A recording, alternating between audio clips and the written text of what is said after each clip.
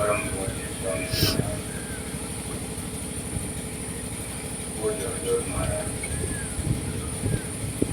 सभी सत्संग ग्रंथ प्रेमी परमार्थी भाई बहनों, ये संसार की जगत काल और माया का देश कहा जाता है। यहाँ कभी कभी ऐसी घटनाएं होती हैं जो इंसान मनुष्य की मन बुद्धि के परे हो जाता है। उसमें किसी की अकल बुद्धि काम नहीं करती, लेकिन कुल मिलाकर जो करता है, जो इस संसार का करतार है, जो जन्म मरण का स्वामी और मालिक, उनके लेखे जोखे में कोई आश्चर्य नहीं होता। मानव जीवन का मूल उद्देश्य और लक्ष्य अपनी आत्मा का कल्याण ही माना गया है। इस पर संसार के सभी महापुरुष एक मत है। तो मनुष्य शरीर अगर मिला है,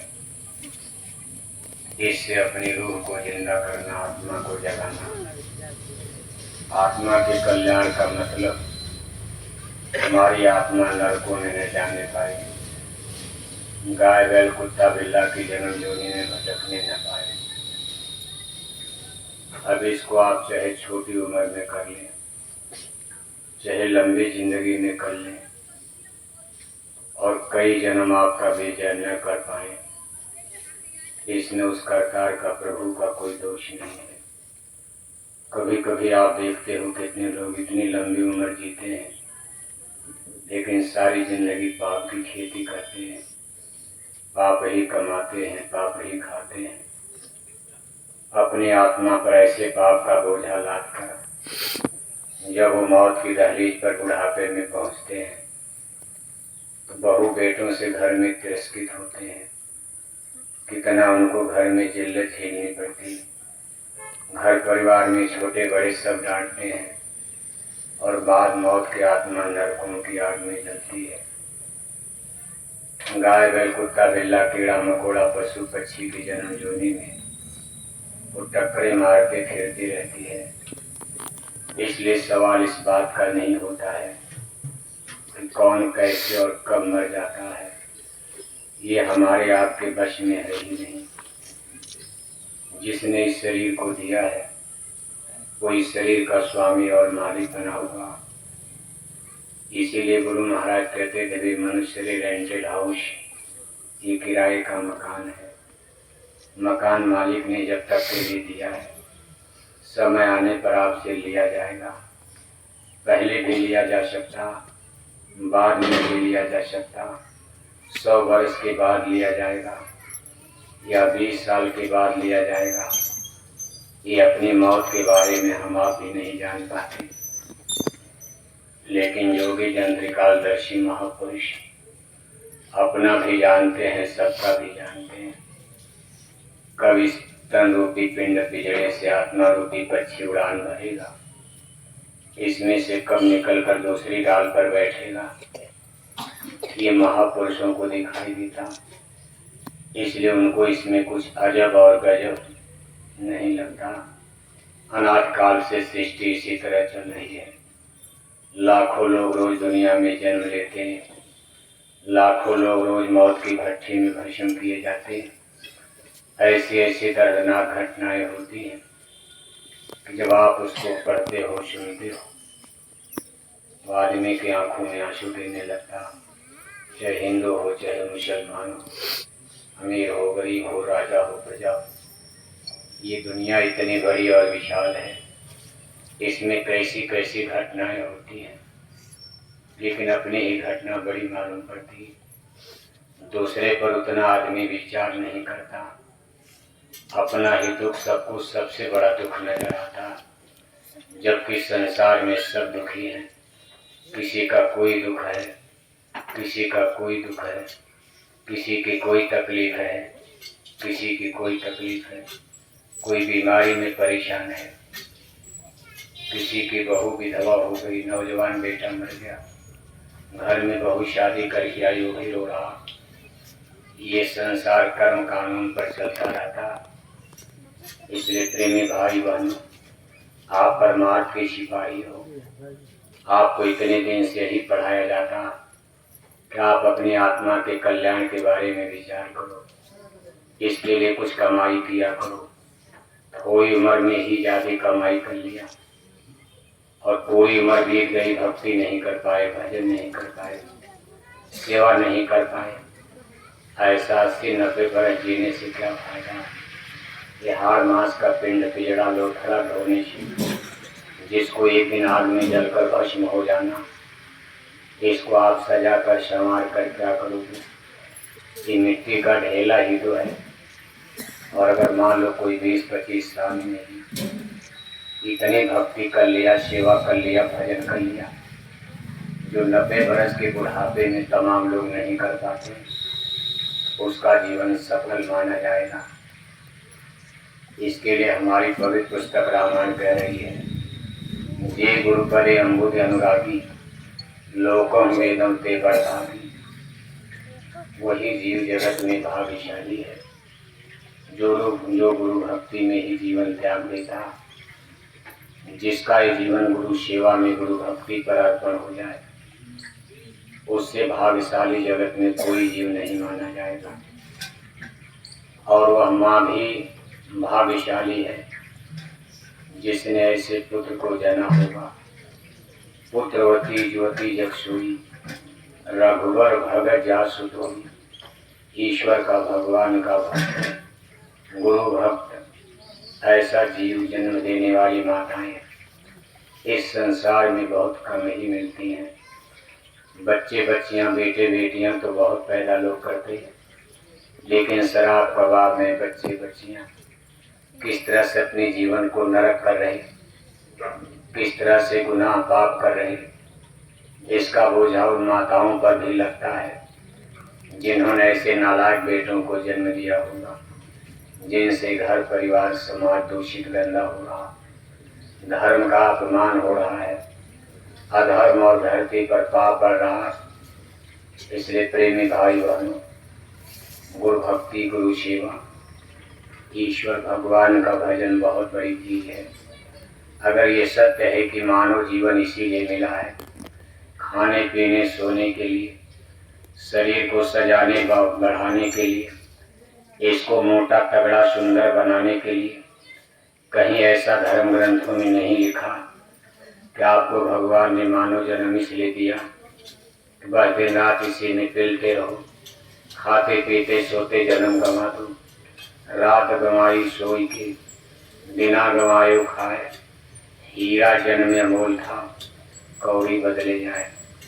आज यहाँ हम आप एक ऐसी श्रद्धांजलि सत्संग सभा में उपस्थित हैं जहाँ ऐसी ही पुण्य आत्मा का जिक्र हो रहा है। इतनी छोटी उम्र में भी शादी नहीं, ब्याह नहीं, उस बच्चे ने जैसी भक्ति, जैसा भजन, जैसा सत्संग किया, 90 साल के पुराने सत्संगी, उनके भी खाते में उतनी पूंजी नहीं बन पाई। उसने बड़े ही शानदार तरीके से अपने जीवन का एक एक क्षण, अपने जीवन का एक एक मिनट, घड़ी और घंटा गुरु के नाम पर न्यौछावर कर दिया। उसके छोटे से जीवन काल में पाप नाम की कोई कहीं चीज ही नहीं रह गई। सब पुण्य ही पुण्य। इस जन्म में भी पुण्य ही कमाया, पिछले जन्म में तो पुण्य रहा ही होगा। तब तो ऐसे दादा दादी के घर में जन्म हुआ जिसकी दादी गुरु महाराज के साथ जेल में चली गई, बताओ। यानी दादी भी जेल में इमरजेंसी में, और भाई सकल देव जी ने टाट पहनकर पूरी जवानी गुरु महाराज के नाम पर न्यौछावर कर दिया। ऐसे दादा दादी के घर में जन्म लेना ये पापी आत्माओं के बस की बात नहीं होती। निश्चय महान पुण्य आत्मा ऐसे घर परिवार में जन्म जिसकी आज चौथी पीढ़ी में भी गुरु भक्ति की ही हवा चल रही, बयार चल रही। आप इसी दरगाह में तमाम घर परिवार देखते हो। दूसरी पीढ़ी में ज्ञान का दीपक उनके घर में बुझ गया। आज उनके घर में, दरगाह में जय गुरुदेव नाम लेने वाला कोई नहीं रह गया। नई पीढ़ियों में, जनरेशन में बच्चे बच्चियां जय गुरुदेव नाम पर चिढ़ते हैं, घृणा करते हैं। उनके घर में कोई जैकेट वाला, टाट वाला पहुंच जाए, उनके घर में लोग उल्टा बोलते हैं, कमेंट करते हैं, अपमान करते हैं। लेकिन भाई सकल देव के परिवार में चौथी पीढ़ी चल रही। ऐसी भक्ति की मिसाल कलयुग में आपको बहुत कम ही दिखाई देती होगी। ये जरूर है कि लोभ और मोह के देश में दुनिया है, संसार है, जरूर लोग कहेंगे भाई इतनी भक्ति का लाभ क्या मिला। आपका नौजवान नाती, पोता, बेटा संसार से चल बसा, अभी शादी नहीं हुई। दुनिया तो कुछ का कुछ कहेगी, लेकिन ऐसी घटनाएं होती रहती। अब अर्जुन का एक ही पुत्र अभिमन्यु कुरुक्षेत्र मैदान में मर चुका।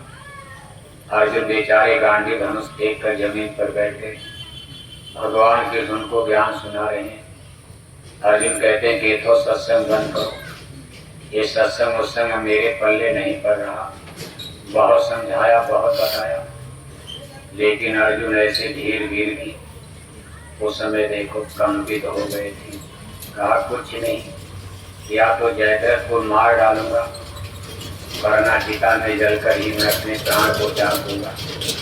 भगवान कर को कितनी मेहनत से उनको बचाना पड़ा, कितनी लीला करके जयद्रथ का वध करवाना पड़ा। जब अर्जुन ऐसे लोग इस लोग मोह के जगत में विपरीत अवस्था में पहुंच जाते तो संसार है। अगर आप संभलना भी चाहोगे तो टोला मोहल्ला गांव जवान तमाम लोग ऐसी बातें करेंगे। देख रहे हो बड़ी भक्ति करते थे, जय गुरुदेव वाले थे, इतना बड़ा हादसा हो गया, ये हो गया। तो ये तो जगत है। राम चले गए, कृष्ण चले गए, अभिमन्यु बेचारा 16 साल का बच्चा, एक ही लड़का देखो मार दिया गया। अर्जुन बेचारे पर क्या गुजर। भगवान के साथ राजा दशरथ भगवान राम के सगे पिता और तड़प तड़प करके अयोध्या में मर गए। सूचना गई मर गए, चलिए देखा जब मर गए तो मर गए। मैं जिस काम के लिए मैं आगे बढ़ूंगा, मुझे जो काम करना मैं इसके लिए जंगल जाऊंगा, उनका क्रियाक्रम आप लोग कर देना। उन लोगों की गति है जिनको हम आप भगवान की संज्ञा देते हैं, जिनको राम और कृष्ण नाम से आज जगत में पूजा जाता। उनके जीवन में कितनी बड़ी बड़ी घटनाएं, लेकिन आदमी को कभी धर्म का पालन नहीं छोड़ना चाहिए। इसलिए प्रेमी भाई बहनों, हमारे इस प्रिय बच्चे ने, विशाल ने हमारे आपके लिए एक मिसाल कायम कर दिया और उसने हमको आपको सजग भी कर दिया। जीवन का कभी भरोसा मत करना कि भक्ति कल कर लेंगे, भजन 6 महीना बाद कर लेंगे, अभी घर बनवाएंगे, अभी कोठी बनवा लेंगे, अभी ये कर लेंगे, भजन बुढ़ापे में कर लिया जाएगा। इसलिए कल का कोई भरोसा नहीं। काल करे सो आज कर, आज करे सो अब। जल्दी जल्दी इस मानव जीवन को सफल बनाने के लिए, अपनी आत्मा के कल्याण के लिए इस भजन, क्योंकि यही जीवन का मुख्य उद्देश्य। यही विद बिन हर भजन खगेशा, जाय न जीवन के कलेशा। का हनुमंत विपत प्रभ सोई, जबलों सुमिरन भजन न होई। सुखी नीर जह नीर अगाधा, तिम हरि भजन ने एको बाधा। आज देखो उस बच्चे की श्रद्धांजलि सत्संग सभा में आप इतने लोग आए हो, जबकि कोई सूचना नहीं दी गई, नहीं कि यहाँ खड़ा होने की जगह न मिलती। इतनी बड़ी सद्भावना, इतना प्रेम, इतना लोगों में सद्भाव, इतनी छोटी उम्र में बड़े बड़े लोग भी नहीं बटोर पाते। लेकिन उस बच्चे के प्रति चाहे सत्संगी हो चाहे गैर सत्संगी, सबका कितना बड़ा सद्भाव, कितना बड़ा प्रेम, श्रद्धा, और सबके आंखों में आंसू कितने दिन से। लेकिन कुल मिलाकर उसने शानदार तरीके से अपने जीवन का अंत किया है। नृप दशरथ ने सोचन जोहू, उसने भाई सकल देव, उनके खानदान का ज्ञान का दीप जला दिया है। इतिहास कम से कम अपनी संगत में मथुरा तक, मऊ जिला ही नहीं, मथुरा तक इतनी छोटी उम्र उस बच्चे ने अपनी पैठ बना लिया और पूरे मथुरा संगत में चारों तरफ देखो सोशल मीडिया पर ये सूचनाएं प्रसारित भी उसी दिन से हो रही। ये कोई मामूली बात नहीं है।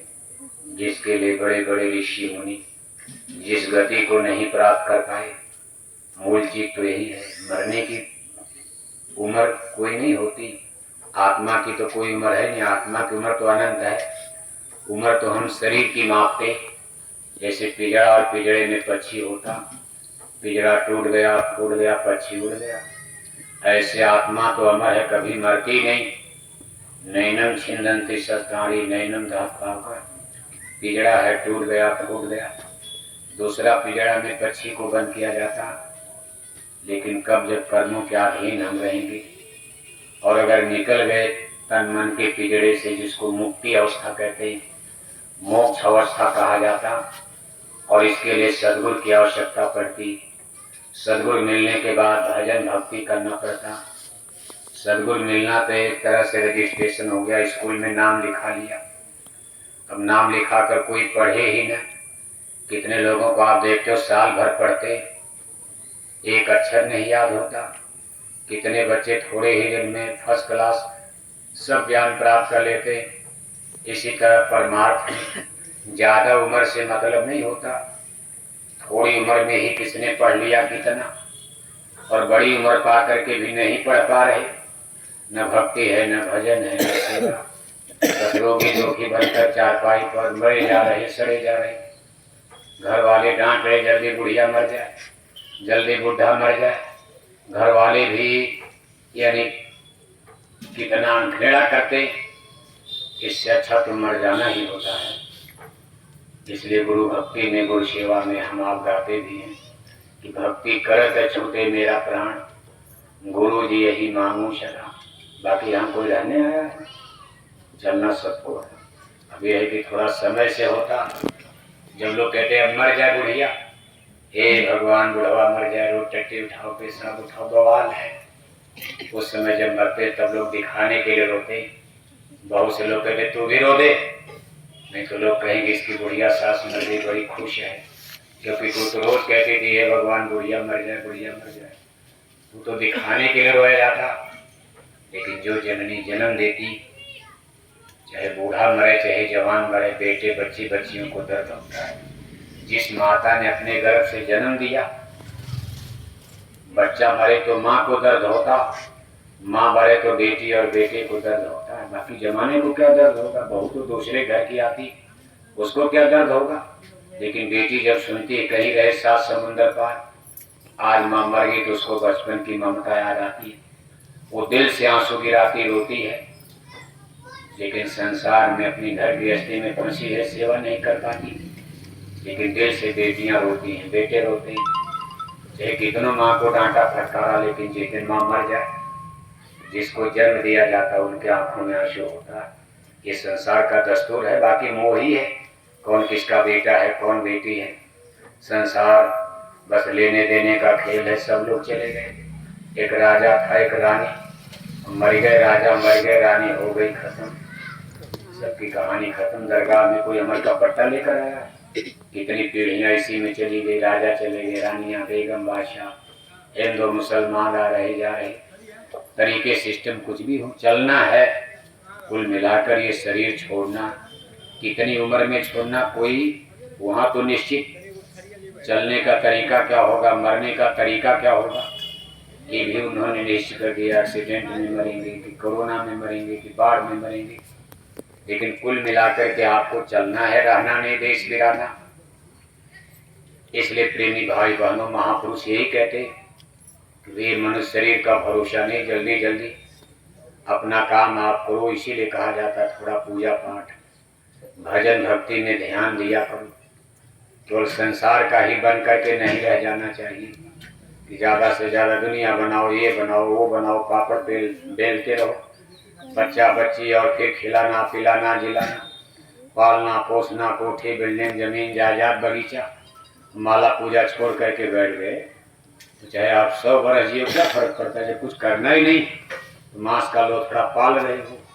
और ये मांस का लोथड़ा एक दिन आग में जलकर भस्म होगा। जिसके लिए सब कुछ मेहनत हो रही है, हार जले जो लाकड़ी के जले जो घास। इसलिए प्रेमी भाई बहन, हमारे उस प्रिय बच्चे विशाल ने देखो संगत के लिए एक मिसाल कायम किया। ऐसे लोगों के लिए ज्यादा आंसू नहीं बहाना चाहिए, ये तो स्वाभिमान की बात होती। ऐसे बहादुरी के साथ जो लोग इस संसार को त्यागते हैं वो संसार में अमर हो जाते हैं। ऐसी महान पुण्य आत्माएं बहुत कम खाते पीते सोते, अपने बेटी बेटे के लिए दुनिया खाते पीते मरती रहती, लेकिन गुरु महाराज के नाम पर इस तरह से भक्ति। अब आपकी मौज हुआ संगत में, देखो विशाल ने एक उदाहरण पूरी संगत में पेश कर दिया। ऐसे नमूने के सत्संगी पूरे मऊ जिले की संगत में आपको बहुत कम अंगुली पर गिरने लायक मिलेंगे। फिर भी आप कहोगे फिर इतनी जल्दी चले गए। जल्दी नहीं है, कुछ और गुरु महाराज की कुछ और मौज होगी। उस पर हमको आपको ज्यादा विचार ज्यादा बुद्धि नहीं लगाना चाहिए। सारी आत्माएं मालिक की हैं। हमारा आपका तो शरीर का थोड़े दिन का रिश्ता, आत्माएं ना हमारी है न किसी की है। सारी आत्माओं का ईश्वर अंश जीव विनाशी, चेतन अमल सहज सुख राशि। इसलिए धीरज और शब्द के साथ हम उस परिवार को भी धन्यवाद देते। हमारी सहानुभूति भी है गुरु महाराज के श्री चरणों में। हम दया दुआ आशीर्वाद की भीख भी मांगते, उनको गुरु महाराज धैर्य दे, हिम्मत दे और लोग इस परमार्थी रास्ते पर आगे बढ़ते रहें, जिससे हमारी आने वाली पीढ़ियाँ, इस परिवार के छोटे छोटे बच्चे आपके इस दरगाह गांव में पूरे मऊ जिले में लोग इस चीज की नसीहत लेकर शिक्षा लेकर और अध्यात्म और परमार्थ अच्छाई के मार्ग पर आगे बढ़ें। बुराई के मार्ग पर ठीक है आप यहाँ कुछ पा भी लोगे, लेकिन परमार्थ अंत में अपना पारलौकिक जीवन नष्ट हो जाता है। जीव अधोगति में जाता है तो सत्य है।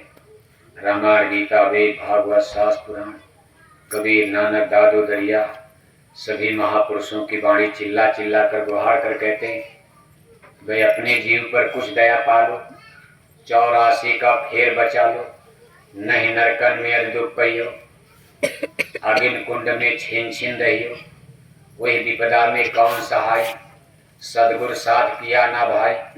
कहा वहां न धन बचाएगी न दौलत बचाएगा, न रिश्तेदार बचाएंगे न बेटा बेटी बचाएंगे।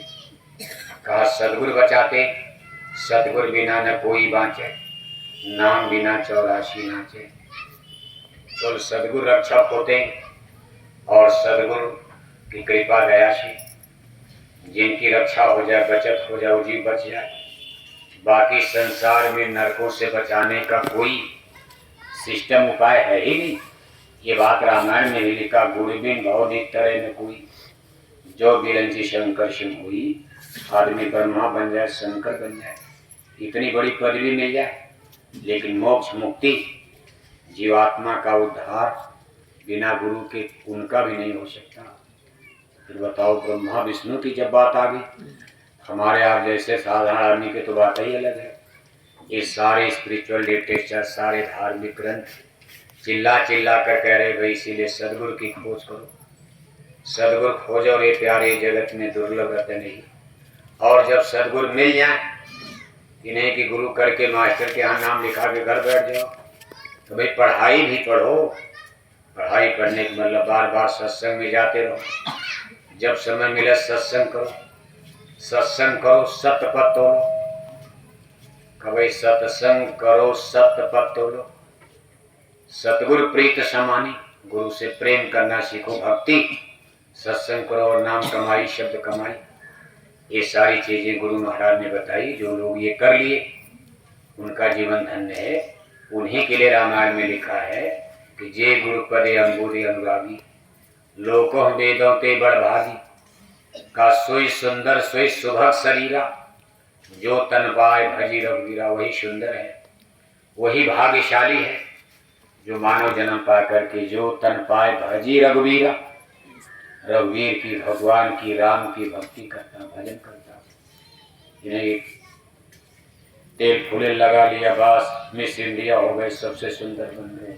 अरे नरक तो जाना पड़ेगा, कितना बुरा पाप कर्म करे नरक में जाओगे, कितना सुंदर चेहरा मुहारा है, नरक में क्यों कर्म तो गंदा कर दिया।